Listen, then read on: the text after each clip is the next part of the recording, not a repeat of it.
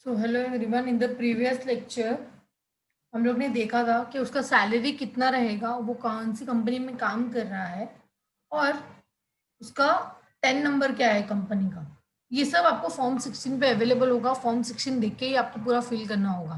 Company का 10 number जो होगा वो 4 अल्फा रहेगा, 5 न्यूमेरिक रहेगा, अगेन 1 अल्फा रहेगा। तो 10 नंबर का जो रेशो है 4:5:1 का रेशो होता है।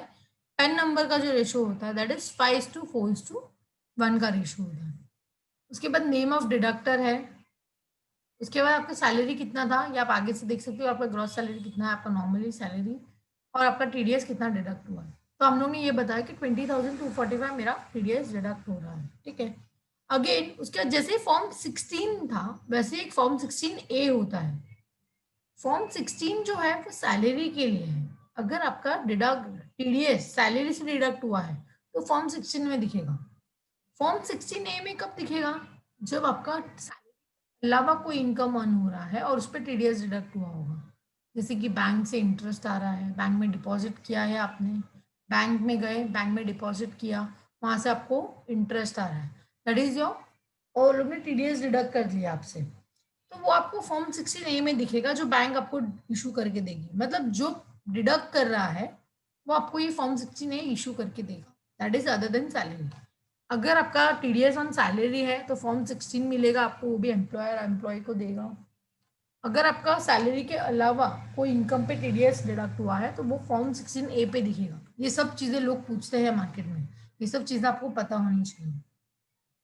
ठीक है। सो अगर अदर देन कोई इनकम है तो आप यहाँ पे पूरा फिल कर सकते हो। अभी अदर देन इनकम के लिए मैंने क्या बताया, मैंने यहाँ पे बाहर बताया कि मेरा इनकम अदर सोर्स में मैंने क्या बताया, अदर सोर्स में interest on saving bank account बताया था 12,000 रुपया। बट उसके ऊपर टीडीएस डिडक्ट यहाँ पे ये लोग नहीं कर रहे हैं। ठीक है। सो हम लोग अजम्पशन लेते हैं कि हमारा सिर्फ टीडीएस सैलरी से डिडक्ट हुआ है, यहाँ पे कुछ भी नहीं हुआ है। अगर आपके पास ये वाला अमाउंट होता तो आप बता सकते हैं। फॉर्म 16A देख के आप अपना 10 नंबर डालिए, जिसने डिडक्ट किया है उसका 10 नंबर सेम रहेगा 4:5:1। जिसने कट डिडक्ट किया है उसका नाम पता पूछो। आपका ग्रॉस रिसिप्ट कितना है, कितना इनकम आया जो टैक्स के लिए है अवेलेबल, वो आप यहाँ पे बताओ। कौन से ईयर का डिडक्शन आप ले रहे हो वो बताओ। टैक्स डिडक्ट कितना हुआ आपकी इनकम पे वो आपको बताना है। और आपने कितना क्लेम कर लिया दिस ईयर में वो भी आपको यहाँ पे बताना पड़ेगा। क्या आपने क्लेम किया है क्या? जैसे कि इनकम फ्रॉम अदर सोर्स में मैंने बताया कि मेरा income from saving bank account है। तो interest on saving bank account का जो अमाउंट है आपका, उसमें हम लोग ने टैक्सेबल अदर्स उसमें 12,000 बताया है और 10,000 मैंने यहाँ से क्लेम किया है नीचे एज ए डिडक्शन 80 TTM में। तो वैसे ही अगर कुछ रहेगा तो आप यहाँ पे बता सकते हो। ठीक है। उसके बाद यहाँ पे आपको बोला है detail of deductor tax deduction at source. अगर ऐसा कुछ रहेगा तो आपको यहाँ पे डिटेल डालना है कि कस्टमर का पैन नंबर क्या है, आधार नंबर क्या है। तो आप यहाँ पे पूरा डिटेल डाल सकते हो। ठीक है। नॉर्मली अगर कुछ मतलब ये जो आप बोलोगे अगर मेरा 94 किधर 16CA जो है, अभी ये कौन सा है? Form 16A। नॉर्मली 16 जो रहेगा वो किसके लिए रहेगा? अगर आपका सैलरी से टीडीएस डिडक्ट हुआ रहेगा तो। फिर 16A किसके लिए है? अगर आपका ये जो ऊपर है अदर देन सैलरी से टीडीएस डिडक्ट हुआ होगा तो 16A अदर देन सैलरी। ठीक है। उसके बाद ये फॉर्म 16C जो है वो गवर्नमेंट ने न्यूली लॉन्च किया हुआ है इन लोगों के लिए जिसका रेंट का परसेंटेज कुछ 5% से ज़्यादा जाता है। ये करंट ईयर की बात कर रही हूँ मैं, ये न्यू लेटेस्ट आया है। अगर आपका कुछ अमाउंट रेंट का अमाउंट 5% से ज़्यादा जा रहा है, आपको टीडीएस पे करना पड़ रहा है, तो वो यहाँ पे रिफ्लेक्ट होगा अगर आपने कुछ पेमेंट किया है तो। ठीक है।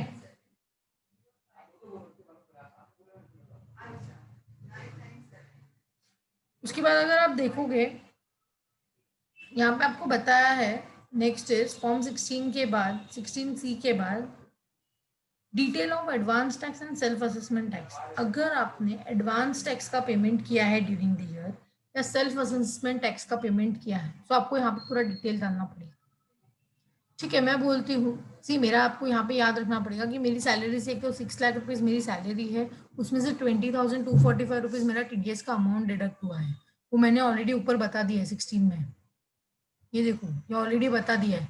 लेकिन ये सब होने के बाद भी अगर आपने कुछ टैक्स पे किया है तो आपको नीचे सेल्फ असेसमेंट में बताना है।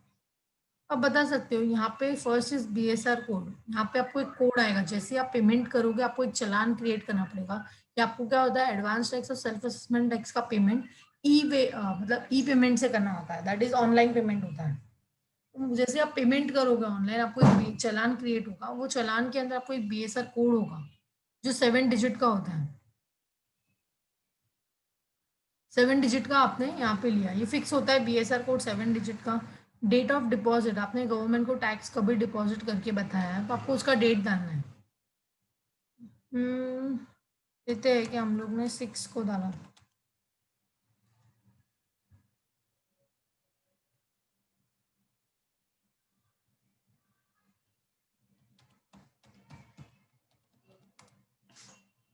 ठीक है। तो यहाँ पे स्लैश लेना था, मैंने वो डैश ले लिया था, इसके लिए उसने एक्सेप्ट नहीं किया, एरर बताया, जैसा आपको फॉर्मेट बताया है वैसे आपको फॉर्मेट में बताना है। सो ये बीएसआर कोड क्या है, जब चालान क्रिएट होगा तो आपको एक कोड आएगा कि आपने पेमेंट कर लिया है करके, फिर एक सीरियल नंबर भी आएगा, चालान के ऊपर अगर देखोगे तो सीरियल नंबर होता है। बीएसआर कोड 7 डिजिट का होता है, सीरियल नंबर कोड जो होता है वो 5 डिजिट का होता है। ये आपको ध्यान रखना है कि बीएसआर कोड 7 डिजिट का होता है एंड सीरियल नंबर का जो चालान है वो 5 डिजिट का होता है। अभी आपने कितना टैक्स पे किया है गवर्नमेंट को, मैं बोलती हूँ मैंने टैक्स जो पे किया है 1,000 रुपीज पे किया है। मुझे लग रहा है कि मेरे इनकम से ना 20,245 तो टीडीएस डिडक्ट हो चुका है, बट मेरे को ऐसा लग रहा है कि 1,000 एक्स्ट्रा टैक्स आ सकता है क्योंकि मेरा अदर सोर्स का इनकम भी अवेलेबल है। तो उसके हिसाब से मुझे लगा कि 1,000 रुपये एक्स्ट्रा आ सकता है, तो मैंने 1,000 रुपये पे ऑफ करके रखा है अभी तक। चलान क्रिएट किया 1,000 रुपये का, वो मैंने पे कर लिया है, तो ये मेरा बीएसआर कोड है। डेट डाला कि मैंने 1,000 रुपये कब पे किया, उसके ऊपर चलान नंबर भी आया होगा। चलान नंबर जो होता है, सीरियल नंबर जो होता है वो 5 डिजिट का होता है, बीएसआर कोड जो होता है वो 7 डिजिट का होता है। तो मैंने बता दिया कि मेरा 1,000 रुपीज मैंने पे ऑफ किया है, ठीक है। उसके बाद अगर आप नेक्स्ट देखोगे तो नेक्स्ट इज टीसीएस। जैसे टीडीएस था, टीडीएस का फुल फॉर्म क्या है, टैक्स डिडक्टेड एट सोर्स, मतलब आपकी इनकम से टैक्स कुछ डिडक्ट हुआ है क्या। फिर एक टीसीएस है, टीसीएस क्या होता है, ये आपको फॉर्म ये हम लोग को टैक्स कलेक्ट करना पड़ता है, जैसे हम लोग टैक्स डिडक्ट करते थे वैसे ही हम लोग को टैक्स कलेक्ट करना पड़ता है। बट ये सब अभी कुछ भी नहीं आएगा, ये हम लोग नेक्स्ट टॉपिक में कवर अप करेंगे, टीडीएस एंड टीसीएस दोनों हम लोग इन डिटेल में नेक्स्ट टॉपिक में कवर अप करने वाले हैं। सो यहाँ पे कुछ भी नहीं आएगा। Last page that is 4th page, tax paid and verification. यहाँ पे लास्ट पेज पे आपको क्या करना होगा, आपको टैक्स कितना पे किया है उसको वेरिफिकेशन करना होगा, ठीक है। जैसे कि अगर आप यहाँ पे देख सकते हो क्या टोटल अभी तक सब जीरो दिख रहा है आपको, टोटल एडवांस टैक्स कितना पे किया है जीरो दिख रहा है, टोटल टीडीएस कितना क्लेम किया है अभी तक जीरो दिख रहा है, टीसीएस मैंने क्लेम नहीं किया फिर भी जीरो दिख रहा है, सेल्फ असेसमेंट कितना पे किया, मैंने अभी आपको बोला ना मैंने 1,000 रुपये टैक्स पे किया है सेल्फ असेसमेंट, वो यहाँ पे दिखना चाहिए लेकिन जीरो दिख रहा है। फिर बी वाला भी दिखना चाहिए, टैक्स क्लेम 20,245 वो भी यहाँ पे दिखना चाहिए, बट यहाँ पे जीरो दिख रहा है। फिर टोटल यहाँ पे आपको दिखेगा 24, अगर आप देखोगे दिस इज 124, तो टोटल टैक्स पेड कितना है वो भी जीरो दिख रहा है, मतलब टोटल लेंगे ये लोग, उसमें से अमाउंट पेबल आएगा तो ये वाले कॉलम में दिखेगा, दैट इज 25th वाले पे अगर कुछ अमाउंट पेबल आया तो। लेकिन अगर आपने गवर्नमेंट को ज्यादा टैक्स पे करके रखा है दैट इज रिफंड आएगा, तो आपको 26 पे दिखेगा, बट फिलहाल तो सब जीरो जीरो ही दिख रहा है।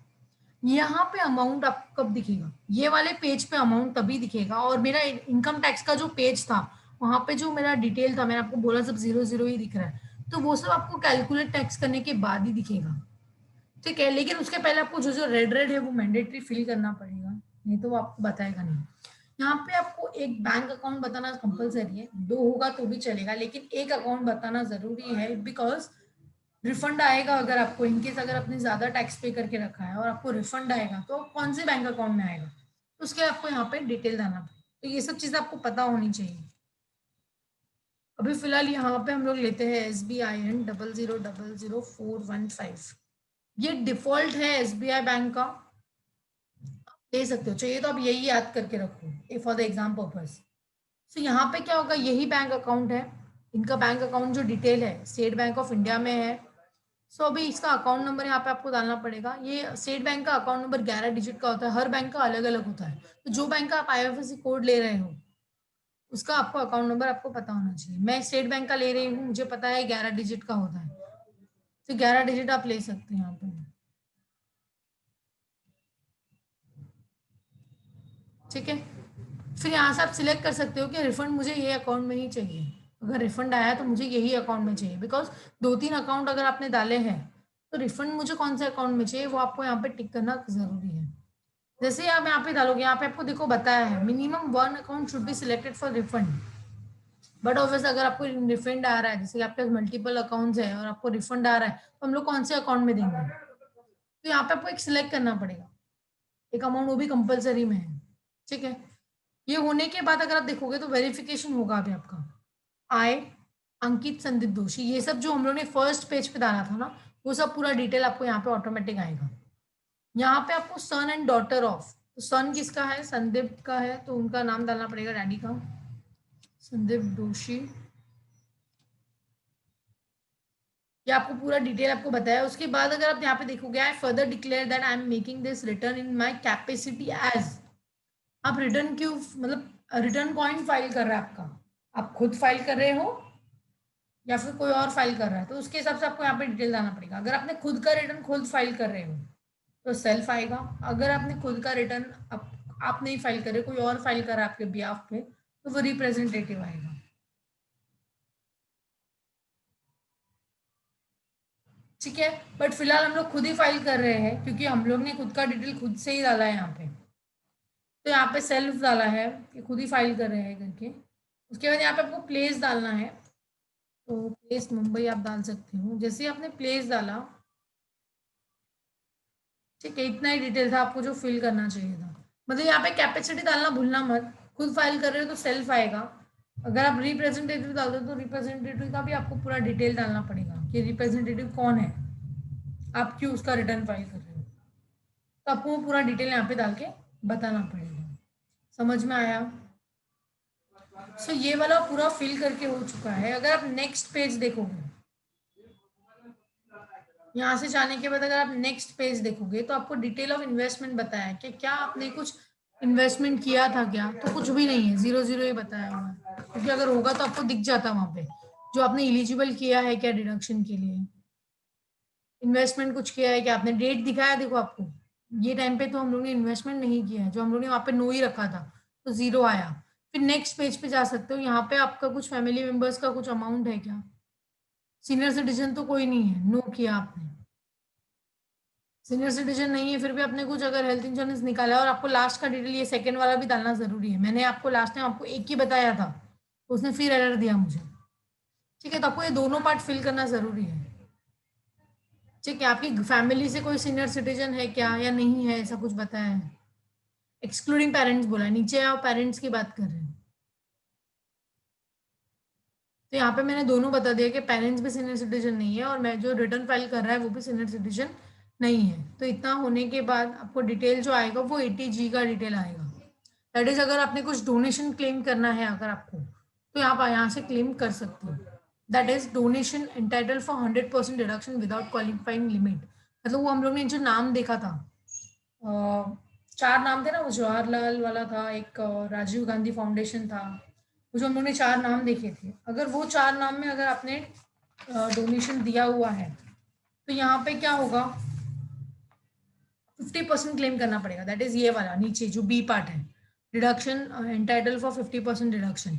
50% कभी मिलेगा अगर आपने जवाहरलाल नेहरू का जो फंड है उसमें किया रहेगा, या फिर वो एक प्राइम मिनिस्टर का ड्रॉट रिलीफ फंड था, इंदिरा गांधी का ट्रस्ट था एक, और राजीव गांधी फाउंडेशन या फिर राजीव गांधी का फंड रहेगा, तो अगर ऐसा कुछ में अगर आपने डोनेशन दिया है तो 50% आप क्लेम कर सकते हो, नहीं तो आपको 100% क्लेम करेंगे। अगर इसके अलावा किधर आपने डिपॉजिट किया है या डोनेशन दिया है, आप 100% क्लेम कर सकते हो। समझ में आ गया? सो यहाँ सब होने के बाद आप वापस इनकम टैक्स डिटेल पे जाओगे। इतना सब होने के बाद अभी भी हम लोग ने देखा सब 0-0 ही दिख रहा है, देखो ये सब 0-0 दिख रहा है। टैक्स पेड वेरिफिकेशन का पेज अगर आप देखोगे तो सब 0-0 दिख रहा है।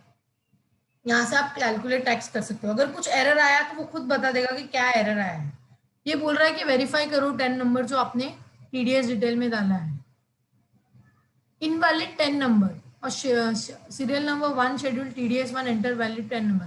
यहाँ पे आपने 10 नंबर बरोबर नहीं डाला, ऐसा वो लोग बता रहे हैं। तो आपको 10 नंबर यहाँ पे बरोबर डालना पड़ेगा।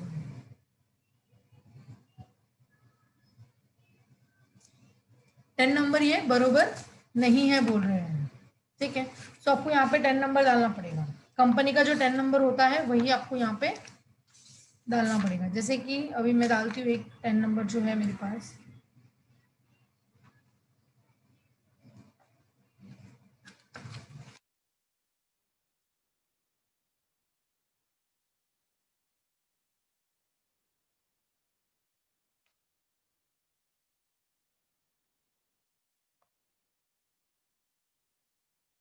मैं यहाँ पे एक 10 नंबर डाल रही हूँ।